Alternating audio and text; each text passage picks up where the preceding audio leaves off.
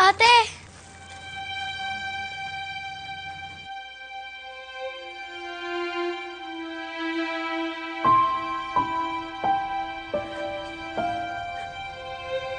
Heidi? Winnie?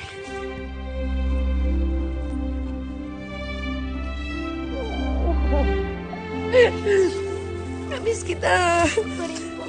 Laki-laki mo na. Ganda-ganda ng kapatid ko. Ayaw ba? Ang tagal-tagal kong hinintay yung araw na to. Salamat sa Diyos, nakita na rin kita. Magkasama na tayong dalawa. Kompleto na tayo. Hindi ka papabayaan ng ate, ha? Hindi na tayo maghiwalay. Tayong dalawa lang. Ate, hindi pa po tayo kompleto. Si nanay po. Buhay pa po si nanay. Heidi, makinig ka kay ate, ha? Matagal na tayong tinalikuran ni nanay, ha? Matagal na niya tayong kinalimutan. Ate, sige na po. Patawarin niyo na po si nanay. Total, magpapasko naman eh. Aalis na ako.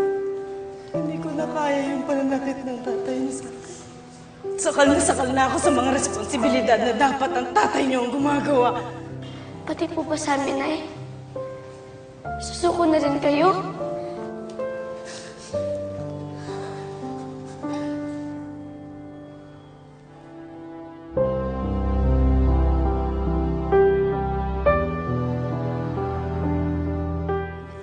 Ang dami-dami nangyari sa atin nang iniwanan tayo ni nanay.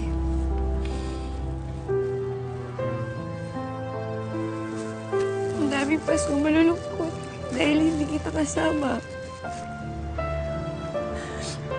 Dahil wala siya sa piling natin. Ang sabi ni Chong, matagal na raw daw po tayo nahanap ni nanay. Gustong-gusto niya daw po tayo makita para humingi po ng tawad. Heidi, makinig ka sa akin, ha?